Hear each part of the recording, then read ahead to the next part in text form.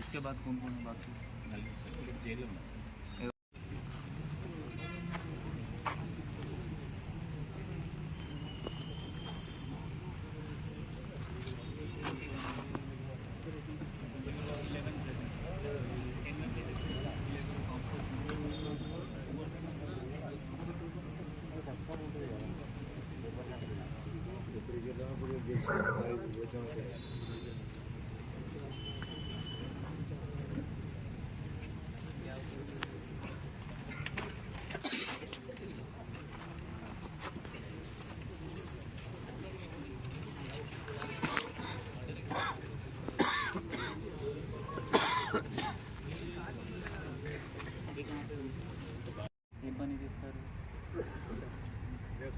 వ్యవసాయం అతని పైన రౌడీ సీట్ ఎందుకు పోయింది?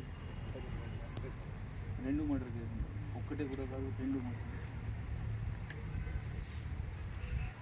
क्या हुआ उसका ऑपरेशन? क्या हुआ, कब हुआ ऑपरेशन? 3 days 3 दिन पहले. कहाँ पे अभी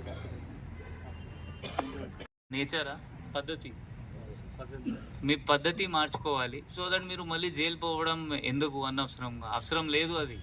సో దయచేసి మీ పద్ధతి మార్చుకోండి, మంచిగా ఉండండి. ఈ గాంజాయి అలవాటు, దొంగతనం చేయడం అది ఎవరికి మంచి లేదు. ఇంతకుముందు దొంగతనం కేసు అయింది అంటే ఇక్కడ దొంగల వాళ్ళు కూడా ఉన్నారు, స్క్రాప్ అఫెండర్ లేకపోతే హౌస్ అఫెండర్.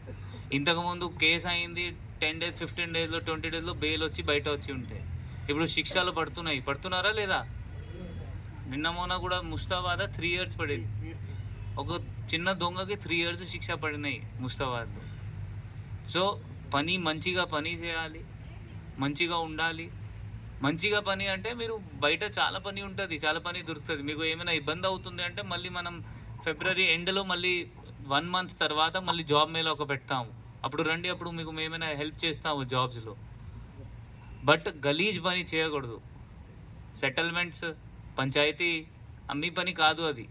ఆ సివిల్ కోర్టు ఉంటుంది, కోర్టు వాళ్ళు చూసుకుంటారు. సో మీరు అందరు మీ నేచర్ మార్చుకోండి. విన్నారా? తడిపారు ఏముంటుంది?